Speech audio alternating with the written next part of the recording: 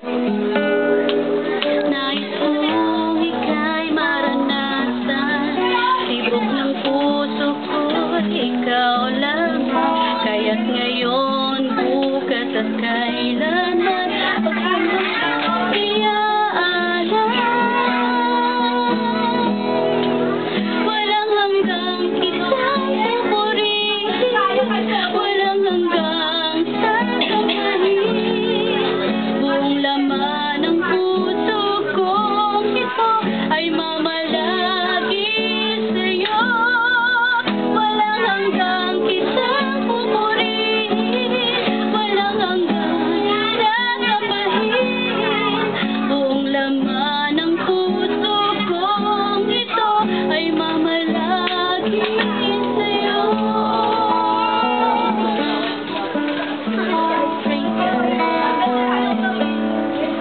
Nais kong ika'y maranasan, pagkilos mo'y aking inaasam. Pagkat sa'yo ko lang natagpuan ang tunay na kagalakan. Nais kong ika'y maranasan, tibok ng puso ko'y ikaw lamang. Kaya't ngayon, bukas at kailanman, pagsambag ko'y iaalay. Walang hanggang kitang pupurihin, walang hanggang sasambahin. Buong laman ng puso kong ito ay mamalagi sa'yo. Walang hanggang kitang pupurihin, walang hanggang sasambahin. Buong laman ng puso kong ito ay mamalagi sa'yo. Walang hanggang kitang pupurihin, walang hanggang sasambahin. Buong laman ng puso kong ito ay mamalagi sa'yo. Walang hanggang kitang pupurihin, walang hanggang sasambahin. Buong laman ng puso kong ito ay mamalagi sa'yo.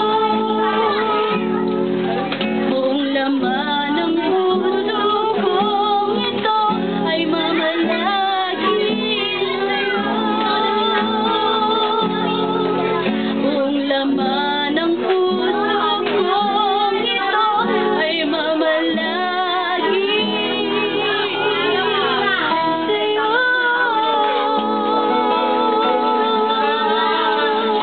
To God be all the glory.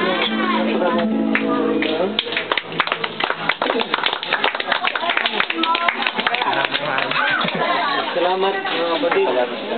Walang hanggang pagmamahal. Yung nangyayari natin kanina yung English mga kapatid.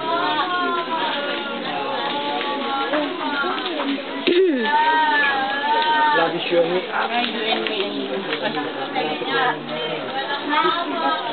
So, Record na. buksan natin mga Bible. Mahal. Mahal. Lock. Hindi marinig. Hindi marinig. Ibang hiram yung upuan nito. Tumaas ako ng konti.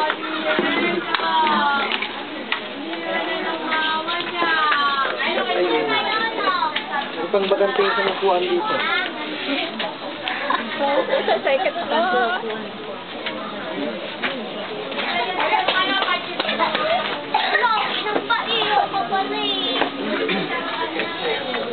Salamat sa Panginoon. Mukhang tumasa ko ngayon. Praise God. Sa natin ang ating mga Biblia sa aklat po mga kapatid na Kapahayagan, Kapitulo 3, versikulo 5. Revelation chapter 3, verse 5. Nasa yung charger lang. Play na ba tayo? Let's pray again mga kapatid. May nasa ako. Kanina. Wala na. Ganun talaga. Old na, no? May memory gap. Revelation chapter 3 verse 5, mga kapatid. Sabi po ng Biblia, ang sino mang nagtatagumpay ay siya ring aking bibihisan ng maputing pananamit at hindi ko buburahin ang kanyang pangalan sa aklat ng buhay. Ngunit aking isasaysay ang kanyang pangalan sa harapan ng aking Ama at sa lahat ng mga anghel. Praise God. So, continuation po ito ng ating itinuro, mga kapatid, na tinatawag na predestination. Salamat pala sa ating Kuya, hindi niya makita. nandito. Sandal ka na. O, baliktad mo na. Sandal ka yan. Welcome po. Anong pangalan ni Sister? Linda. Kilala po kayo ni Nanay. Best friend. Best friend ni Nanay. Welcome po. Nagalak po kami, kasama po kayo ngayon. Naharang ko kayo ni Brother Toby. Ang laki po ni Kuya Toby. So, mga kapatid, hindi po tayo magtagal dahil yung mga bata, syempre, hindi rin po magtagal talaga yan. Ang sabi po ng Biblia, ating pong talakayin yung predestination, mga kapatid, na ating napag-aralan kung bakit ang kaligtasan natin ay hindi natin tinanggap. Lahat naman po dito, maliban kay Sister Linda, ay ako nagbaptize. Halos lahat po ito, mga kapatid. So, parang reunion na rin natin ito. Tayo nagsamang muli, mga kapatid, at nagkita-kita. Iba-iba nga lang ang iba-iba nga lang po ang pagkakataon. Praise God, na tayo po ay nagkita muli. Amen. Hallelujah. Sabi po ng banal na kasulatan ay patungkol po sa tinatawag na predestination. Pag sinabi kasi nating predestination, ang ibig sabihin po ay niligtas ka na ng Diyos simula pa na itatag ang sanglibutan. Yes. Amen. Hindi po tayo nangaligtas ng dahil po sa isang bautismo ng isang pastor. Suportado po ng bersikulo yan, mga kapatid, ayon sa Efeso Kapitulo 1, na mga kapatid, na ang kaligtasan natin, mga kapatid, ay ibinigay ng Diyos buhat pa na itatag ang sanglibutan. Ang Revelation chapter 13 verse 18, mga kapatid, ang kordero ay namatay buhat pa na itatag ang sanglibutan. So kung ating sumahin na namatay po ang ating Panginoon, kung ating bibilangin simula nung namatay siya sa krus ng Kalbaryo, ay namatay po siya, mga kapatid, hanggang ngayon, kung doon natin umpisahan, ay yun po ay nangyari 2,000 years ago. So 2,000 taon pa lang, pero ang sabi po ng banal na kasulatan, namatay po ang kordero bago pa itatag ang sanglibutan. So ang predestination, mga kapatid, ang sabi ko, mga kapatid, sa aming mga pag-aralan at tinuturo, ang predestination ay para lamang doon sa may mga binhi ng Diyos na siyang pinuntahan ng Panginoon ayon sa Mateo 1:21. Sabi niya doon, mga kapatid, pangalanan mo siyang Jesus sapagkat siya ang magliligtas ng kanyang bayan. Ang bayan na yun ay hindi po isang bansa. Tandaan po natin yun, mga kapatid. Sinabi po ni Pedro yan sa wala, sino may Bible? Wala yung Bible po. Tagalog. Praise God. Can I borrow your English?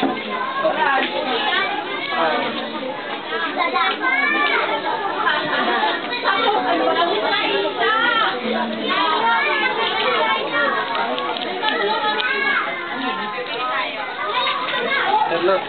Hindi mo makabaro sa biglang. Ibabalik lang ko po sa mga. Ba't kami nang matawid sa Carlos? Alam ko natin. Suso? Sa bag.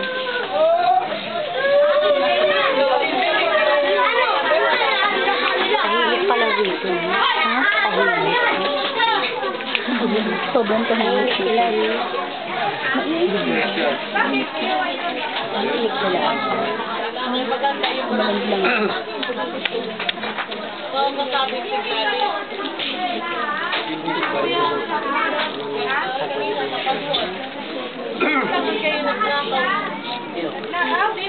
Sige lang, napin ko. Na sinabi nga ni Pedro, mga kapatid, tungkol sa bagay na ito, I believe 1 Peter chapter 1 yun, hindi ko lang makita, nagmamadali ako mga kapatid. I'm sorry. Pero hanapin ko ito mga kapatid, hindi tayo matatapos. Na kung may makaalala, na sinabi niya, we are a peculiar people, a chosen generation, a royal priesthood. Sabi po ng Biblia,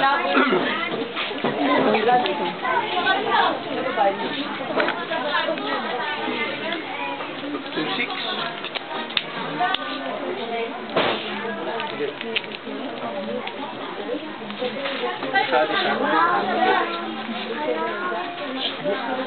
Sige lang. Kayo ah! Kayo ah! Hindi mo pwede klaro. Ano yata? Yun. Meron kayong naalala? Mga kapatid, tulungan niyo ako para hindi tayo ma-miss. 1 Peter chapter. Ito, Bible mo. Ito makita. Sorry.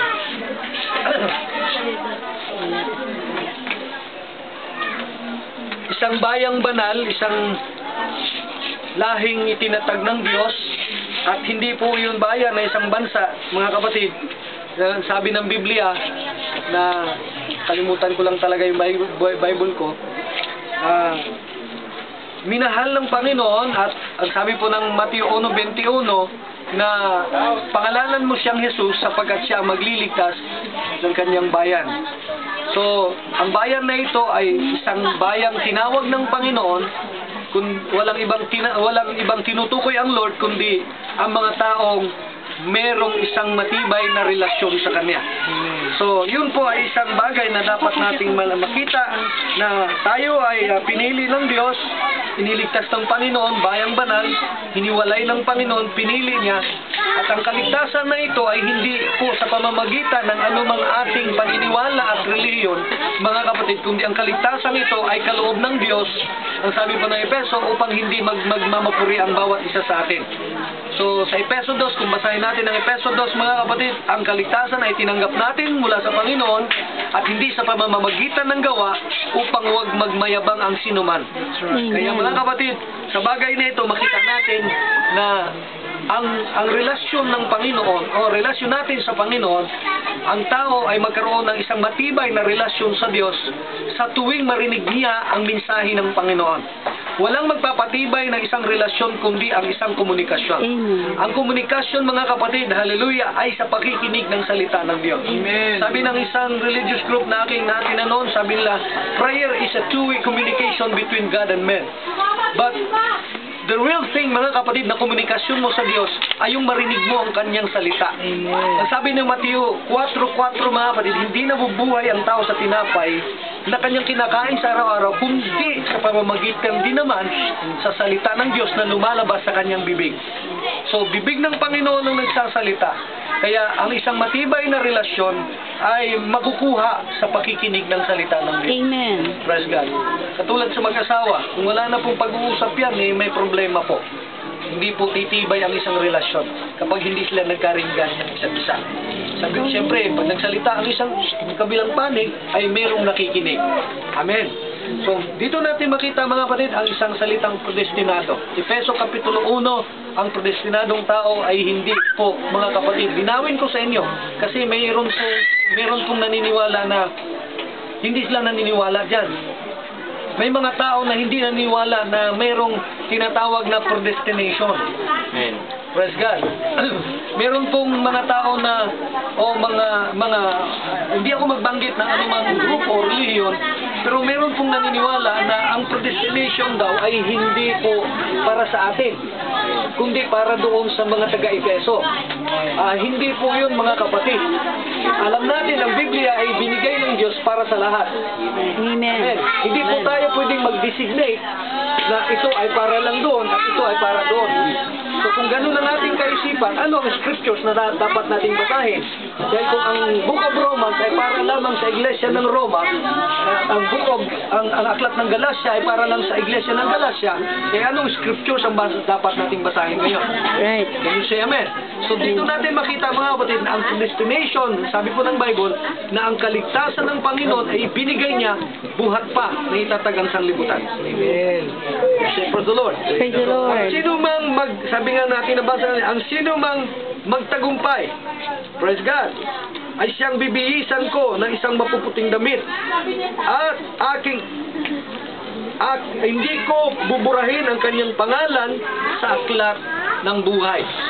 Meron pong conversation ng Panginoon at si Moises doon sa Exodus chapter 32 verse 33 mga kapatid, na noong nagsabi ang Panginoon sa kanya na pupuksain ko ang bayan na ito sapagkat sila ay matitigas ang kanilang mga ulo, ang sabi ni Moises sa Panginoon, huwag mong sirain at puksain ang bayan na ito, na kung gagawin mo man ito Panginoon, ay burahin mo ang aking pangalan sa aklat ng buhay. Yes.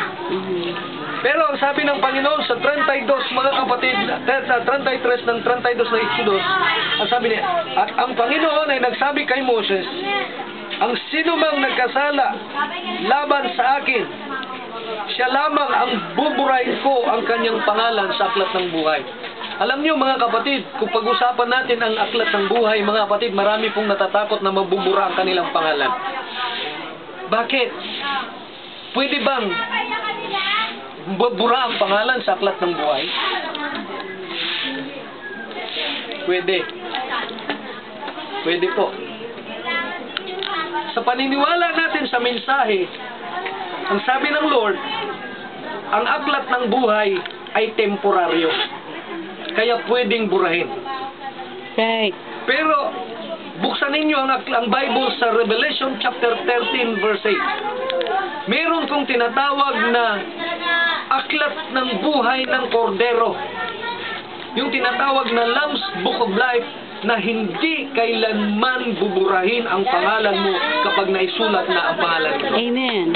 Lilinawin ko mga kapatid, ang pangalan mo ay nakasulat na buhat pa ng itatag ang sanglibutan. Amen. Walang sino mang pwedeng magbura nun. Yeah. Maging ang Diyos mga kapatid, bakit? Ang Diyos ay tali sa kanyang sinasabi at sa kanyang ginagawa. Ano man ang kanyang ibinibigay ay hindi binabawi ng Panginoon. Okay. Ano man ang kanyang isinulat ay hindi pwedeng burahin ng Panginoon. Naintindihan natin. Yan. Ito po ang dalawang aklat. Bibigyan ko kayo ng isang halimbawa. Ito yung aklat ng buhay o Book of Life. Ito yung Lamb's Book of Life o aklat ng buhay ng kordero. Dalawang aklat mga kapatid. Kung ating papansinin ito nabubura, ito hindi. Basahin mo po ang Revelation chapter 13 verse 8 kung pwede lang. At ang lahat ng nananahan sa lupa At ang lahat ng mga nanahan sa lupa ay magsisamba sa kanya, ay magsisimba sa kanya. na ang kanya-kanyang pangalan Ang kanyang pangalan ay hindi nasusulat sa aklat ng buhay ay hindi nasusulat sa aklat ng buhay ng kordero. at pinatay buhat ng itatag ng sanglibutan. Yes. Kailan daw ipinatay ang kordero? Buhat pa ng itatag ang sanglibutan. Right. Alam niyo mga kapatid, kinukorek lang natin ang anumang katuruan na ating itinuturo noon. Sapagkat ang kapahayagan ng Diyos ay nagtataas naman ng pangunawa tungkol sa salita ng Panginoon. Yes, I praise the Lord. Praise the Lord. Ang bautismo ay hindi po garantiya na ikaw ay maliligtas. Right. Amen. Ang sinasabing Holy Ghost ay hindi po garantiya na ikaw ay makakapasok sa karyan ng langit. Pastor, parang uwatang iba ang tinuturo mo. Hindi po iba. Basahin ninyo ang Mateo 7:21-22. Meron pong mga nagpropesya dyan, 7:21-23 ng Mateo, merong nagpropesya dyan, merong nagpapagaling ng mga karamdaman dyan, meron pong gumagawa ng mga dakilang tanda dyan, pero ang nakakalungkot mga kapatid, hindi sila kilala ng Panginoon. Amen? Amen. Hindi sila kilala ng Diyos. sila ay nagpropesya, di ba? Sa paniniwala ng ating mga kapatid. I'm sorry mga kapatid kung mayroon mang makarinig sa atin at masasaktan, di ba kapag may Holy Ghost ka na, ay makapagpalayas ka ng mga demonyo. Kapag may Holy Ghost ka na, ay mag-speak in tongues ka. O kaya may Holy Ghost ka, ay makakagawa ka ng mga dakilang tanda. Amen. Kung may Holy Ghost ka, ay pwede kang magpropesya. Yes. Pero kung papansinin natin ng scriptures mga kapatid, ang sabi niya, hindi lahat na nagsasabi sa akin, Panginoon, Panginoon, ay makakapasok sa karya ng langit. Amen. Kundi yaon lamang ang gumagawa ng kalooban ng aking Ama na nasa langit. At ang sabi ng mga tao, sa araw na yon, di ba Panginoon, sa iyong pangalan kami ay nagpapalayas ng mga demonyo, kami ay nagpropesya, kami ay gumagawa ng mga dakilang tanda. Pero sabi ng Panginoon, magsialis kayo sa aking harapan, kayo mga magagawa ng katapalasanan, hindi ko kayo kilala. Naintindihan po ba natin ang ating naririnig mga kapatid? So itong dalawang ito mga kapatid, itong Book of Life at saka Lamb's Book of Life, mga kapatid, ito ang gusto kong iparating sa inyo. Ang sabi ng propeta, ang Book of Life, katulad na itinuro ko dito mga kapatid, meron pong dalawang katawan ng tao. Yes. Amen. Akala mo isa ka lang na nakaupo dyan, pero sinasabi ko sa inyo, dalawa ka nakaupo dyan. Amen. Dalawang Sister Lot, dalawang Brother Freddy, dalawang Sister Life, dalawang Sister Marisa. Paano yun, Pastor? Isa lang naman nakikita ko. Ang nakikita mo ay ang bagay na nakikita ng iyong natural na mata. Amen. Pero may bagay na hindi mo nakikita, mga kapatid. Ang sabi ni Pablo sa 1 Corinto 4, tingnan ninyo yung mga bagay na hindi ninyo nakikita. Sapagkat ang mga bagay na hindi ninyo nakikita ay pangwalang hanggan. Amen. Ngunit ang mga bagay na inyong nakikita ay pang temporaryo lamang. So merong dalawa mga kapatid na ang sabi po ng Bible na nag-aaway pa nga yung mag-asawa noon. Meron akong narinig na. Ang sabi po sa Mateo 24, dalawa ang natutulog sa higaan, Right. isa ang kukunin, isa maiiwan. Marami hong mag-asawang mananampalataya nag-aaway dyan. Ang sabi kasi nung babae, ikaw yung maiwan. Sabi naman ng lalaki, hindi ikaw ang maiwan. So, paano yun? Huwag na lang tayong magtabi. Kasi dalawang nakahiga sa higaan, isa kukunin, isa iiwan. Simple lang ho yan. Kasi ang Bible mga kapatid, ay hindi natin pwedeng pahirapan ang ating mga sarili. Dalawa, sabi ko dalawa, meron po ang sabi ng unang Korinto 15, meron pong tinatawag na terrestrial body o makalupang katawan na naaayon sa lupang pamumuhay. At meron pong celestial body na tinatawag na makalangit na katawan na naaayon sa makalangit na mga bagay. Kaya, pagdating mga kapatid ng mensahe at kamatayan ng tao, isa maiiwan, isa ang kukunin. Sino yung iiwan? Yung katawang lupa. Amen. Amen. Yun ang ginawa ko, ikaw ay galing sa alabok at sa alabok ka babalik. Pero yung tunay na ikaw mga kapatid, tandaan ninyo yun. Yung makalangit na katawan na siyang nagmamana ng makalangit na mga bagay, mga kapatid, ito yung kumukontak lagi sa Diyos. Yes. Sabi ng propeta, ang iyong katawang lupa ay laging kumukontak sa lupa. Ngunit ang katawan ng makalangit ay kumukontak sa Diyos. Right. So yun po ang ibig sabihin mga kapatid, dalawa ang naglalakad sa daanan, isa kukunin, isa iiwan. Yung makalupang katawan mo, wala pong ibang gagawin yan. Ang principles ng Bible, babalik yan sa alabok kung saan siya galing. Amen. Pero yung tunay na ikaw, Amen. Amen. Hindi kailangang iligtas yun dahil ligtas na yun. Yes. Praise God. Amen? So yun po bagay gusto kong iparating sa bawat isa na ang katuruan ito ay nanggaling sa propeta na ang sabi po ng Biblia, walang ibang gagawin. Amos 3:7, walang gagawin ng Diyos. Ihahayag niya ang kanyang sikreto sa kanyang lingkod na mga propeta. Amen. Amen. Kung walang propeta, wala pong paghahayag ng sikreto ng Diyos. Right. Ano ba ang sikreto ng Diyos? Yung binabasa mo ngayong Bible. Sikreto ng Diyos yan. Yes. Praise God. Kaya kung magbasa ka lang ng Bible na walang kapahayagan ng Diyos at ang Diyos ay wala sa iyo, iba-iba ang klaseng interpretasyon ang gagawin ng tao. Kaya nga, napakaraming relihiyon sa mundo. Why? Bakit po? Dahil po mga kapatid sa sariling interpretasyon ng tao. Pero ang Diyos ay naghahayag ng kanyang salita ayon sa kanyang propeta. Kaya ito mga kapatid, nililinaw ko lang, hindi po mag-asawa yon, kundi ikaw yon. Amen. Napukunin ng Diyos yung makalangit na katawan, iiwan yung makalupa, sapagkat ang sabi ni Pablo sa unang Korinto 15, laman at dugo, hindi magmamana ng kaharian ng langit. Amen. Right. Amen. Amen. So hindi ito pwede pumunta ng langit po. Linawin ho natin ha. Kasi meron pong katuruan na ito ay pupunta ng langit.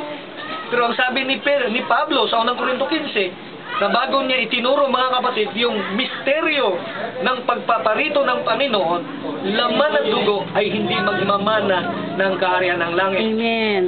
Ang sabi nga ni Pablo sa Aklat ng Roma na ang kaharian ng Diyos ay hindi sa pamamagitan ng pagkain at ng anumang ating iniinom na tubig sa araw-araw, kundi ito po ay sa pamamagitan ng kapayapaan, pag-ibig at katwiran sa Panginoon.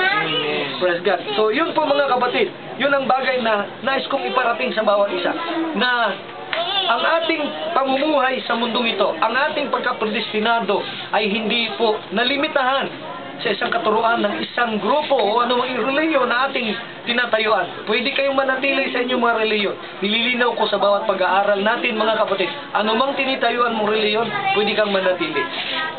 Ang mensaheng ito ay dinala ng propeta ng Diyos sa bawat isa, hindi upang mag-form tayo ng isang organisasyon, kundi sapat na sa amin bilang lingkod ng Diyos na kayo ay magkaroon ng isang matibay na relasyon sa Panginoon. Kaya salamat sa Panginoon na nirecognize nyo ang salita at ang pagiging pastor ng inyong lingkod mga kapatid. Right. So ito po mga kapatid, malinaw, ang pagkapredestinado ay hindi nung binaptize ka ni pastor. Yes. Ang sabi po ng aklat ng unang Pedro, mga kapatid, na ang sabi niya, ang bautismo ay kawig lamang sa kaligtasan upang ang tao ay magkaroon, ay hindi sa pagtanggal ng anumang dumi sa katawan, kundi sa isang paghingi na isang mabuting budi. 3:21 ng unang Pedro mga kapatid. Paghingi ng isang mabuting budi sa Diyos.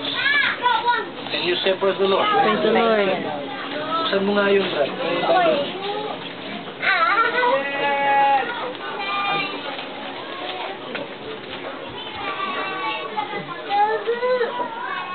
Para ma-sure natin.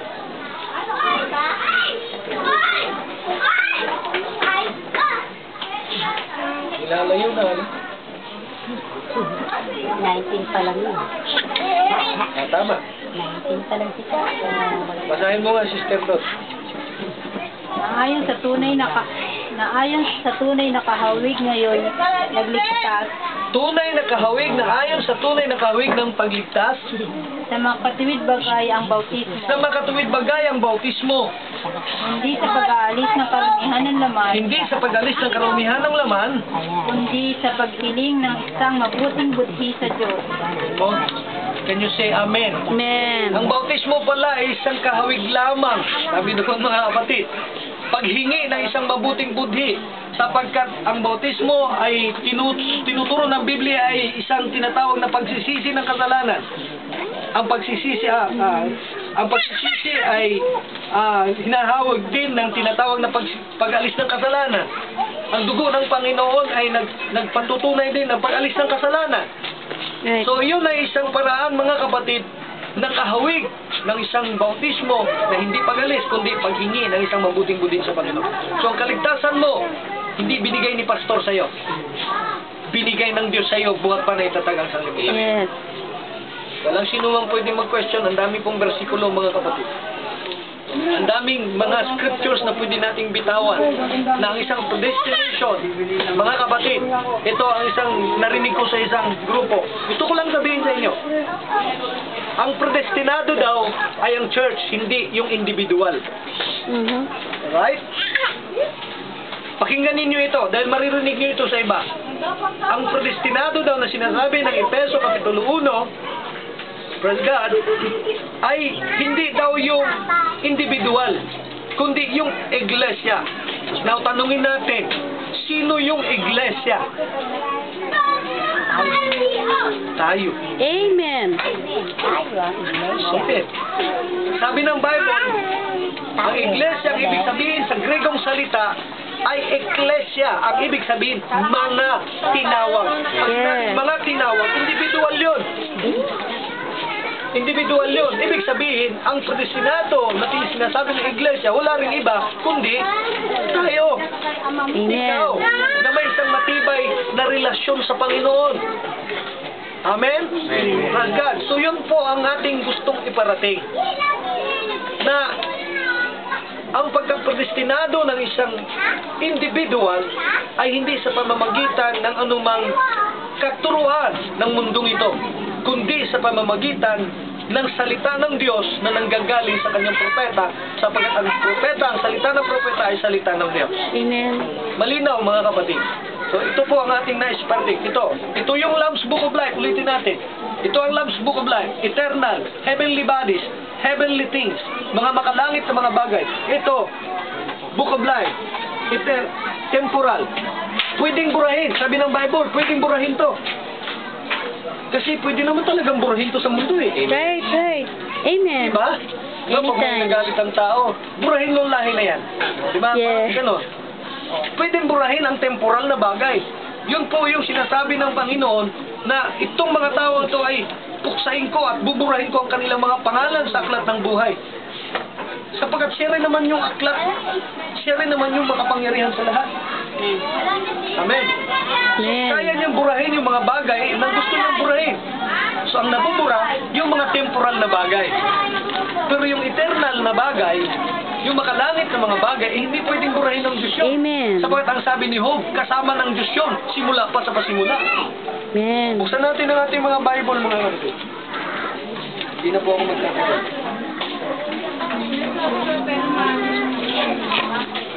Hirap talaga nung text muna na yun. Job chapter 38 verse 4 and 7. Sa aklat po ni Job 38:4 at maging yung 7. Buksan natin yun, tingnan natin.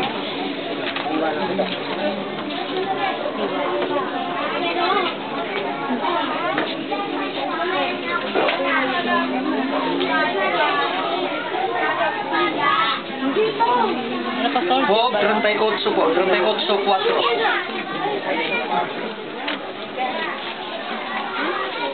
Basa po. Saan ka nandoon nang ilagay ko ang mga patibayan ng lupa? Tingnan mo, ang sabi ng Panginoon kay Job. Job, saan ka nandoon nang ilagay ko ang katibayan ng mga lupa? Tuloy mo po. Ipahayag mo kung mayroon kang unawa. Ihayag mo kung mayroon kang unawa. Tingnan mo ha, nasaan ka Job? Nung kita na tagpo ang katibayan ng lupa. Tuloy mo ang basa din. Dandahan na po. Sinong naglagay ng mga sukat niyaon? Sino naglagay ng mga sukat niya? Kung iyong nalalaman. Kung yung nalalaman, tuloy po. O sinong nagunat ng panukat diyan? Tuloy. Sa ano nalagay ang kanyang mga patibayan? Opo, tuloy. O anong naglagay ng batong panulok niyaon? Amen. Nang magsiawit na magkakasama ang mga bituin Yan na, pang umaga. sa 7. Nang magsiawit ang mga bituin kasama ng Mga bituin pang umaga. At ang lahat ng mga anak ng Diyos lahat ng mga anak ng Diyos. ay naghihiyawan sa kagalakan. Tingnan natin. Tingnan nyo ha. Sino daw yung kasama ng mga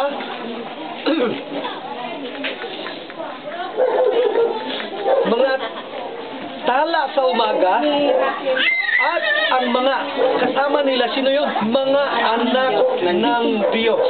Sino yun? Yun yung mga heavenly bodies, mga kapatid, na nakasulat ang kanilang pangalan sa Lamb's Book of Life. Walang iba yun. Yung celestial body na nasa inyo, na ikaw na tunay na ikaw. Amen. Ay hindi, sabi nung isang tao sa akin. Dapat, ganito, ang damang process na ibigay sa akin. Basahin mo sis ang Roma Kapitulo 8:33. Kapitulo 8:33 po. Ito po. Sino ang maghihiwalay sa atin sa pag-ibig ni Kristo? 33 po. 32 ba yan? 23. 32. 33. Sino ang magsasakdal ng anuman laban sa mga hirang ng Diyos? Tingnan mo ha. Sino ang magsasakdal sa mga hirang ng Diyos? Sino yung hirang ng Diyos? Linawin natin ito muna sis, bago natin ituloy ang basa. Sino ba ang hinirang ng Diyos? Yung laman o itong tinatawag na makalupang katawan o yung makalangit na katawan? Yes, tama po yun. Sapagkat sabi ni Kristo sa Juan 6:63, sa laman ay walang pakinabang. Yes. Ngunit ang bawat salitang sinasabi ko sa inyo ay pawang espiritu na siyang nagbibigay buhay. Amen? Amen. O, sino ang magsasakdal sa mga hirang ng Diyos? Tuloy mo sis. Ang Diyos ay ang umaaring ganap. Ang Diyos ay siyang umaaring ganap sa kanila. Ano yung sa English yung umaaring ganap? Justify. Sinabi ko dito, ano yung justify? Malaki po ang kaibahan sa forgiven at saka sa justify. Amen. Ang forgiven, pinatawad ka dahil may kasalanan ka. Yes. Di ba? O sige, I forgive you. Pinatawad na kita, pero wag mo namang ulitin yung ginawa mo. Tama po ba? Amen. Yun yung tinatawag na forgiven. Dahil may ginawa kang kasalanan. Pero itong justified, mga kapatid, ito yung tinatawag na wala kang ginawa kasalanan. Amen. Wala kang ginawang kasalanan buhat pa sa pasimula. Hello? Can you say amen? Amen. Dito natin makita, mga kapatid, ang malaking kaibahan ng kaisipan ng isang tao sa kaisipan ng Diyos. Right.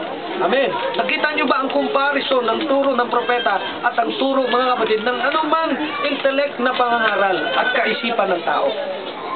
Right. Ang sabihin ng mga iba ay, kung wala ka sa aming grupo o sa aming reliyon, ay hindi ka maliligtas. Pag oras na lumabas ka doon, sasabihin nila, impyerno ka na talaga dahil wala ka na sa kanila. Mali pong klaseng paniniwala yun, mga kapatid.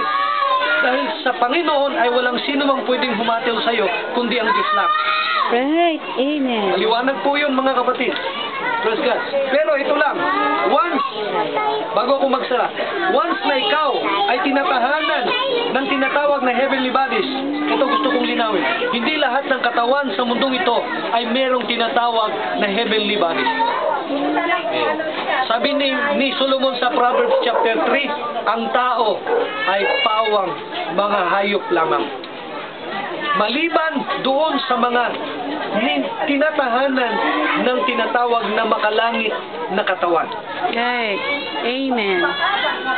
Inaano ko sa inyo yung dalawang beings, mga kapatid, na nandito ngayon. So kung magbibilang tayo ngayon dito mula sa akin, 2, 4, 6, 8, 10, 12, 14, 16, 18, 20, 22, 24, 28. 28 tayo. 28 tayo. Tandaan ninyo, sa pagtayo mo, hindi lang ikaw isa. Dahil pag Yes. oras na sinabi mong isa ka lang, sabi ng Proverbs chapter 3, isa kang hayop. Tayo. Amen. Yes. Di ba sabi ng evolution, ang tao ay galing sa hayop. Pero mali lang si Calvin, mga kapatid. Si Charles. Charles Darwin na, Calvin naman. Alvin Klein. Si Charles Darwin na galing sa isang egg o unggoy ang tao. Mali lang po ang kanyang pagka-point ng kanyang kamay. Pero ang tunay talaga, ang tao, sabi po ng Proverbs chapter 3, basahin ninyo yan, hayop siya. Nilikha siya ng Diyos na isang hayop. Gusto niyong patunayan ko bago ko isara? Nung Amen. mag-create ang Diyos, basahin niyo Genesis chapter 1 and chapter 2. Nung sinabi ng Lord, let there be light. Nagkaroon ng liwanag. Magkaroon ng mga tubig. Nagkaroon ng tubig. Magkaroon ng mga ibon sa langit. Nagkaroon ng mga ibon sa langit. Mga hayop sa kalangitan. Magkaroon ng mga hayop sa dagat. Naglabasan yung mga hayop para sa dagat. Dahil ang hayop mula sa dagat ay hindi pwede Sa lupa. sa lupa. May hayop na para sa dagat, may hayop na para sa lupa. May hayop na para sa himpapawid. At nung sinabi niya, magkaroon ng hayop para sa lupa. Saan nanggaling ang lahat ng hayop? Naglabasan? Saan galing? Sa lupa. Ngayon, tatanungin ko kayo, saan dumampot ng lupa ang Panginoon? Nangalabok. Sa lupa. Saan po siya dumampot? Sa lupa. Amen. Amen. Kaya kapag ang tao walang Diyos, mga kapatid, sa buhay niya, Hayop. hayop. Tama. Amen. Salamat na may Diyos tayo sa buhay. Amen. Amen. At yun ang nagpapredestinate sa atin. Pasahin niyo ang Efeso 1. Ito ang nagpapredestinate para itong laman na ito ay magiging kaaya-aya sa paningin ng Diyos. Eh hindi, makasalanan yan. Mga kapatid, inuulit ko, walang pwedeng magsabi na makasalanan ka kapag hindi ka umabot sa kanilang standard ng paningin. Amen. Dati, ano ni pastor, mga kapatid, ang tawag nito, stricto ni pastor. Higpit. Napakahigpit ni pastor. Yan. Ha? Mabait na po si pastor ngayon. Pag may magtanong sa akin yung bagay na sabi ko, ang sagot ko sa kanila, sis, unahin mo ang mensahe. Huwag mong tanungin yung ikamamatay mong tanong. Yes. Yung hindi mo kayang sunod. Kaya mayroon tayong question and answer. Iwasan ninyo yung tanong na ikamamatay natin. Kasi may mga question na nabibilang ko ng tao. Ano bang, parang hindi na malunok, mga kapatid, yung sinagot mo. Kaya, hindi na papanahon para sabihin sa kanila yon. Unahin natin ang mensahe ng Diyos. Tanggapin mo sa sarili mo, predestinado ka pala. Gagawin mo ang kalooban ng Diyos, susunod ka sa Panginoon. Sabi ng Panginoon sa Juan 10, Kapitulo 10, ang aking mga tupa ay nakikinig ng aking tinig. Amen. Kilala ko sila at sila'y nakakakilala sa akin. At sila'y sumusunod sa akin. Sino ang tinutukoy na tupa ng Diyos? Yung laman? O yun? Itong lupa? O ito yung makalangit? Praise God. Sino pong sasagot? Sino ang niligtas ng Panginoon? Pag-usapan natin ang kaligtasan. Yung laman? Sino ang ililigtas ng Diyos? Yung makalupang katawan o yung makalangit na katawan? Yes. Amen. Hindi niya pwedeng iligtas to, mga kapatid. Yes. Binayaran lang niya to sa pamamagitan ng dugo ayon sa Roma 6:23. Ang kabayaran ng kasalanan ng laman na ito ay kamatayan ng Panginoon sa krus ng Kalbaryo. Bayad lang yun. Sabi ni Pablo, tinubos lang tayo. Pero dati na tayong pag-aari ng Panginoon. Amen. Thank you, Lord. Pag sinabi, mga kapatid, na niransom tayo ng Lord, binili tayo, ibinalik ka lang sa tamang kalagayan na dati mong kalagayan. Amen? Amen. Thank you, Lord. Isang bagay na gusto kong bigyan natin ng pansin, yung salita ng propeta ng Diyos na siyang nagbibigay linaw sa ating kaisipan. Hindi yung kung anong standard ng kaisipan ng tao. Sabi ko nga sa isang pastor o sa mga kapatid na aking sinasabihan, huwag mong tingnan ang tao kung ano ang iyong nakikita sa kanya sa pamamagitan ng mata bilang tao. Tingnan mo ang tao sa pamamagitan ng mata ng Diyos na nasa iyo. Amen. Praise God. Sabi nga ng propeta, mga kapatid, sabi ni Barnabas, hindi mo nakikita yung nakikita ko sa babaeng yan. Yes. Ikaw ay naghahatol ayon sa iyong nakikita. Pero meron kang hindi nakikita na aking nakikita sa kanya. Meron nga akong sinasabi, people always judging the cover of the book. Yes. Amen? Tagalogin natin. Ang tao naghahatol dahil doon sa cover lamang ng libro. Yung libro na yan. Ganito yan eh. Kasi yun ang nakita ko. No. Basahin mo ang libro. Malalaman mo kung ano ang laman na nandoon. Amen. No? So huwag natin tingnan sa pamamagitan ng standard ng ating paningin. Hayaan mo na ang Diyos ang kumilos sa iyo. I-absorb natin ang mensahe ng Panginoon. Thank you, Lord. Mga kapatid. Hallelujah. Makikita mo, mga kapatid, mamahalin mo ang Diyos dahil talaga namang mahal ka rin naman ng Diyos. Amen. Kailangan ay isang pagmamahalan sa isang matibay na relasyon. Kaya ang relasyon mo sa Panginoon, isa nagpapatunay na magmamahalan kayo. Amen. Amen. Thank you, Lord. Maliwanag, mga kapatid. Tuloy-tuloy natin yung Lamb's Book of Life at saka yung Lamb's Book of Life. Malinaw na sa atin. Yung nabubura at saka yung hindi nabubura. mabubura yung katawan natin sa mundong ito, pero mayroong bahagi sa atin na kailanman hindi mabubura. Amen. Tandaan natin yan mga kapatid. At ito, hindi kailan ito papasok sa langit. Ililibing to sa sementeryo. Amen. Sabihin ko sa inyo, kailanman hindi nababangon muli ito. Can you say amen? Amen. Hindi na ito babangon muli kailanman. Hanggang doon lang yun ang kanyang papel. Sabi ng Genesis 3:19, sa labo ka galing, sa labo ka babalik. Ecclesiastes 12:7, sa labo ka galing, sa labo ka babalik. Pero yung tunay na ikaw, mga kapatid, kita-kita tayo niyan sa Lord. Amen. Thank you, Lord. Palakpakan natin ang ating Panginoon. Meron pong tanong bago natin isara ito. Pero huwag kayong matakot, baka kamamatay yung tanong ko, Pastor eh. No, ako magsasabi, huwag mo muna itanong yan. Tanong. Basta. Pero ang tanong, bago natin isara. Huwag mo kayo maiya, matakot magtanong. Pero sasabihin ko sa inyo, kapag medyo masenso na, yung tanong na yun ay medyo hindi pa napapanahon para sa inyo, ay sasabihin ko naman talaga. Huwag yung tanong na yan. I-reserve mo muna yan, tago mo muna. At ikaw na ang sasagot niyan balang araw. Yes. Amen. Ganun yun mga kapatid. Walang tanong. Malinaw naman.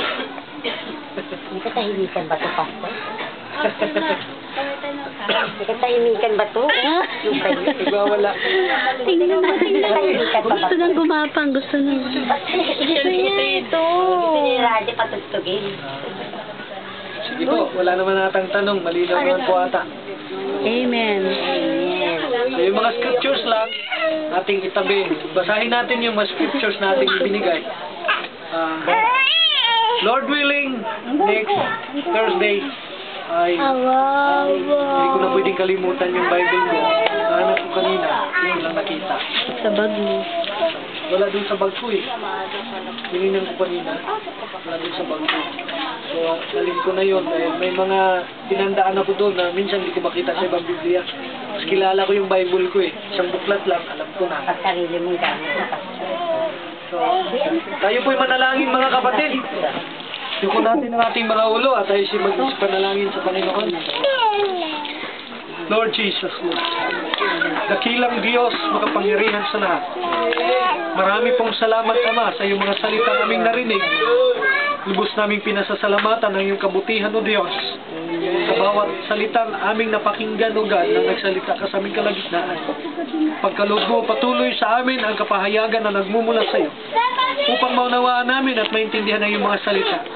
I-bless mo ang bawat kapatid na narito, maging sa aming panauhin. Amen. Panginoon. Pwede, Lord, kasama namin kapatid, Sister Lalay, Sister Lot, Panginoon, Sister Marisa, Sister Cindy, Panginoon, at ang bawat kapatid na narito, maging ang tahanang ito, at ang bawat isa na narito, Lord. I pray, God, patuloy kang maggabay sa bawat isa sa amin. Patuloy kang magpatnubay, patuloy kang magpala, material, spiritual. Palain mo kami, Panginoon, ayon sa iyong kayamanan at kaluwalhatian. Marami pong salamat sa gabay mo, Panginoon. Sa nalalapit na fellowship na yung darating na linggo, Lord, muli mo kaming pagkaisahin. Hallelujah, bilang inyong mga anak, O Diyos. Amen. Buhat pa sa pasimula, O God, ligtas mo na kami, Panginoon. Niligtas mo na kami. Thank May you, mga appointed Lord. time lang, Panginoon, tinakdang oras sa buhay namin. Sama-samang muli sa lupang ito, O God. Kaya salamat, O Lord. Patuloy mong ingatan ang aming mga mahal sa buhay. Yes, Lord. Ayon sa iyong pag-ibig at pagmamahal sa buhay ng bawat isa sa amin. Maraming salamat, Ama. Diyos na makapangyarihan, sa iyong kaluwalhatian.